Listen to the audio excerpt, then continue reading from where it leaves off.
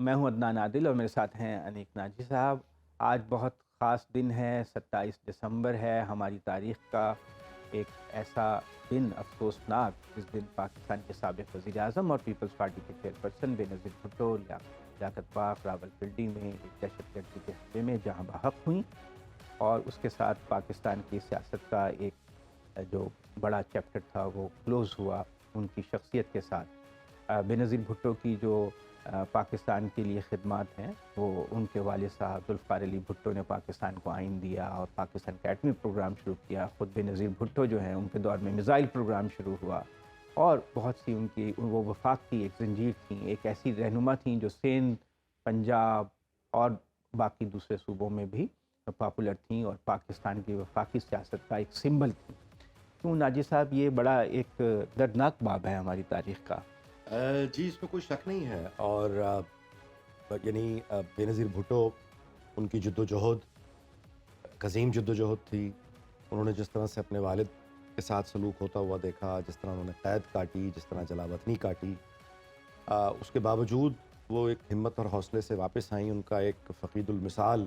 اسی شہر میں جی، لاہور میں استقبال ہوا۔ اپریل 1986 میں بہت سیلاب تھا، سیلاب تھا وہ ایک جب وہ آئیں، اور اس کے بعد پھر وہ کم عمر ترین ایک وزیر اعظم بنی، اسلامی دنیا کی پہلی خاتون وزیر اعظم بنی۔ اور انہوں نے یہ ان کا سب سے بڑا کمال تھا کہ انہوں نے ایک نہایت روایت پسند، یعنی آپ آج بھی اندرون سندھ کو بہت بیکورڈ اور وغیرہ وغیرہ وغیرہ، نہایت آپ یوں کہیے کہ ان سے بڑی روایت شکن لیڈر، سیاستدان، جنہوں نے خاتون ہوتے ہوئے ان روایتوں کو توڑا اور وزیر اعظم بن کے دکھایا۔ اور بڑی کیمپین چلائی گئی کہ خاتون وزیر اعظم نہیں بن سکتی ایک مسلمان ملک۔ بڑی غلاظت اچھالی گئی ان پہ، جی، لیکن وہ انہوں نے ثابت کر کے دکھایا ہاں، کہ لیڈر کیا ہوتی ہے۔ اور اس کے بعد ظاہر ہے ناتجربہ کار تھیں، سنبھال نہیں پائیں،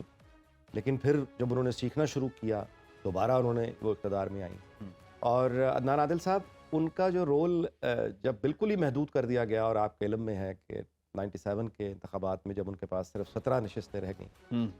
اس میں بھی وہ بطور اپوزیشن لیڈر انہوں نے، جب تک وہ پاکستان میں رہیں، انہوں نے پوری طاقت سے اپوزیشن کی، پالیٹکس کی۔ اور جب وہ باہر گئیں تو اس کے بعد جو لابنگ انہوں نے جس طرح سے کامیاب لابنگ کی، اب آپ دیکھیے کہ کون سوچ سکتا تھا کہ وہ جنرل مشرف، ہاں، جو درجنوں بار یہ کہہ چکا تھا کہ اب وہ انہیں سیکیورٹی رسک تک کہتے تھے۔ ہاں، بے اور نظیر درجنوں بار انہوں نے کہا کہ کوئی سوال ہی پیدا نہیں ہوتا ان کی واپسی، وہ خود چل کر یہاں سے ان سے ملنے کے لیے گیا۔ اچھا، یہ دیکھیے کہ بے نظیر بھٹو کے بارے میں ایک بہت ہی مجھے بات سٹرائک کرتی ہے کہ انہوں نے بہت تلخیاں دیکھی،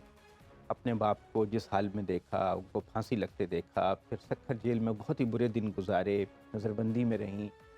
پھر وہ ملک سے ایک طرح کی جلا وطن ہو گئیں، اور پھر وہ بین الاقوامی دباؤ پر جنرل ضیاء الحق نے ان کو آنے بھی دیا،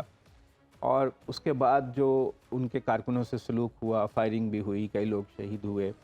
اور ان تمام مشکل 2 مرتبہ ان کی حکومت ڈسمس ہوئی۔ ایک دفعہ 1988 میں حکومت بنی، پھر 1993 میں حکومت بنی، دونوں دفعہ ڈسمس ہوئی، اور اس کے باوجود اتنی تلخیاں دیکھنے کے باوجود ان میں وہ تلخی نہیں آئی، وہ پاکستان کی جو وفاقی سیاست ہے اس سے جڑی رہیں، اور اس کو انہوں نے آگے بڑھانے کی کوشش کی، پارلیمانی اور وفاقی سیاست۔ یہ آپ نے بہت اچھی بات کی، اور یہ بات آج کل کرنا بہت ضروری ہے کہ ان پر قاتلانہ حملے ہوئے، ایک تو وہ ڈری نہیں، انتہائی دلیری سے انہوں نے مقابلہ کیا، ڈرنے سے انکار کر دیا، لیکن ان تمام تلخیوں کے باوجود جو کہ جن کا آپ نے ذکر کیا، جی،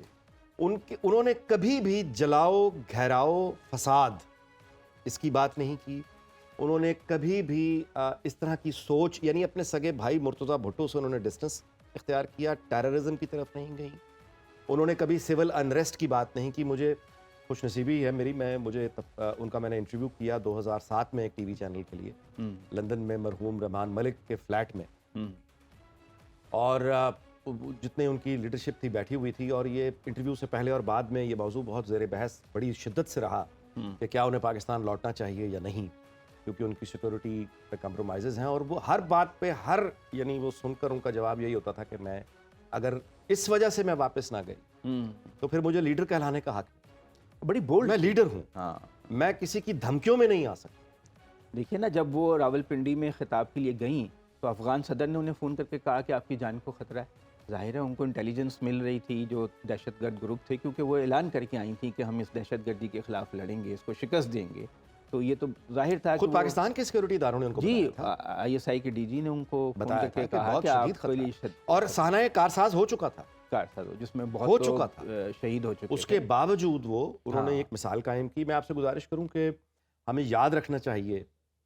کہ جو لوگ فساد کی بات کرتے ہیں، جلاؤ گھیراؤ کی بات کرتے ہیں، سول انریسٹ کی بات کرتے ہیں، میں جس دن وہ شہید ہوئیں اس دن کراچی میں تھا، اور میں ایک نیوز چینل کے لیے کام کرتا تھا، مارننگ شو کرتا تھا، اور بلاول چرنگی پہ رہا کرتا تھا۔ جی تو آئی چندری گڑھ روڈ سے کو زیادہ دور نہیں ہے وہ۔ عدنان عادل صاحب، میں نے وہ 3 دن دیکھے ہیں، گزارے ہیں کراچی، اور ان 3 دنوں میں 72 گھنٹے 70 گھنٹے جو لوگ کا عالم تھا، جو سول انریسٹ مانگتے ہیں، جی ان کے لیے وہ ایک ہلکی سی جھلک ہے کہ وہ ہوتا کیا ہے، یعنی اس میں پھر کوئی کسی کا والی وارث نہیں جلی ہوئی ہوتا، تھیں، اور اس میں کوئی دکان، اس میں کوئی آدمی، اس میں کوئی گھر، اس میں کوئی دفتر محفوظ نہیں ہوتا۔ اور جب مجھے یاد ہے کہ ہم لوگ وہ اس نیوز چینل سے نکلتے تھے ایک دوسرے کو، یعنی اگلے دن ملنے کے لیے، تو ہمارا یہ ایک طرح سے وہ بن گیا تھا کہ اچھا ملتے ہیں اگر زندہ رہ گئے، کل ملتے ہیں اگر زندہ رہ گئے، کیونکہ کسی کو معلوم نہیں ہوتا تھا کہ وہ دفتر سے اپنے گھر زندہ پہنچے گا یا نہیں، اور گھر سے واپس اگلے دن دفتر زندہ پہنچے گا یا نہیں۔ ناجی صاحب، یہ بڑی کریڈٹ کی بات ہے ان کی فیملی کے لیے بھی، اور آصف زرداری پہ ہم جتنا مرضی اختلاف کریں ان کی اور شخصیت کے پہلو سے، لیکن یہ کہ انہوں نے اس وقت چیزوں کو سنبھالا اور کہا پاکستان کھپے، یعنی سندھیوں کو آصف علی زرداری نے اس لگی ہوئی آگ میں کو بجھانے کی کوشش کی، بہت اس اور وقت جو آگ پازیٹیو لگی رول ہوئی پلے کیا پاکستان کے حوالے سے۔ بہت انہوں نے جو سندھی نوجوان اس وقت بہت غصے میں تھے اور شدید ان کے اندر ایک ریئیکشن تھا، لیکن انہوں نے اس کو پاکستان سے جوڑنے میں ایک اہم کردار ادا کیا اور کہا پاکستان کھپے، یعنی پاکستان کے ساتھ ہم وابستہ رہیں گے، پاکستان ہی ہمیں سوٹ کرتا ہے، ورنہ اس وقت علیحدگی پسندی کا ایک جذبہ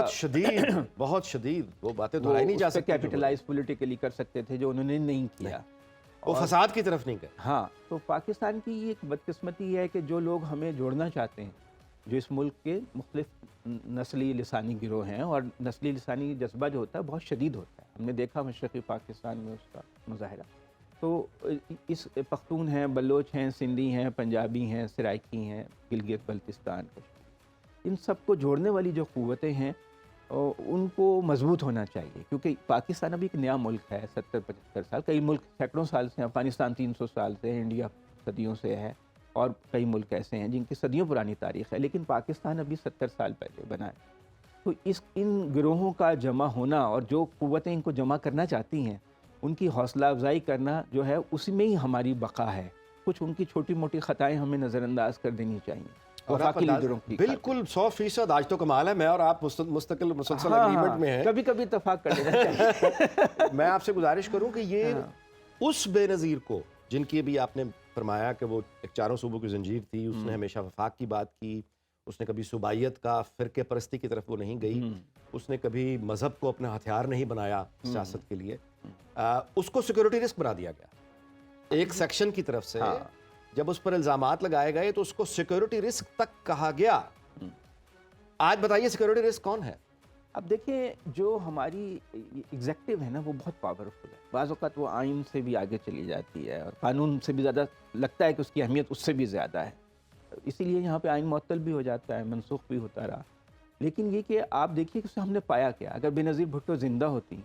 اور وہ ملک ان کی حکومتیں 5-5 سال پورا کر لیتی تو کیا ملک زیادہ بہتر شکل میں نہ ہوتا؟ کہیں بہتر ہوتا۔ آج ہم شاید وہ ووٹ آؤٹ ہو چکی، عین ممکن ہے کہ پیپلز پارٹی ووٹ آؤٹ ہو چکی ہوتی۔ ہاں، جیسے کہ کانگریس ہو گئی انڈیا میں، بالکل وائپ آؤٹ ہو گئی تقریباً، اور وہ ایک چھوٹی سی پارٹی بن کے رہ گئی ہے، لیکن ہم نے کسی کو مکمل کرنے ہی نہیں دیا۔ 5 سال مکمل لوگ کریں تو اسے جج کریں نا کوئی آدمی۔ جیسے پیپلز پارٹی کی جو پرفارمنس آصف زرداری کے دور میں تھی تو پنجاب سے وائپ آؤٹ ہو گئی۔ یہ بالکل یہ ہے طریقہ، یہ خود شہید کا جو ہے کہ جمہوریت بہترین انتقام ہے، ہاں، وہ ان کی اپنی پارٹی پر بھی ہو گیا ہے، اور پاکستان کا اصول تو یہ ٹھیک ہے۔ جی، ہر وقت باخبر رہنا وقت کا تقاضا ہے، بر وقت باخبر رکھنا ہمارا فریضہ ہے۔ ابھی سنو نیوز کے یوٹیوب چینل کو کریں سبسکرائب، بیل آئیکن پہ کریں کلک، اور ملکی اور غیر ملکی خبروں سے رہیں باخبر، یقین کے ساتھ۔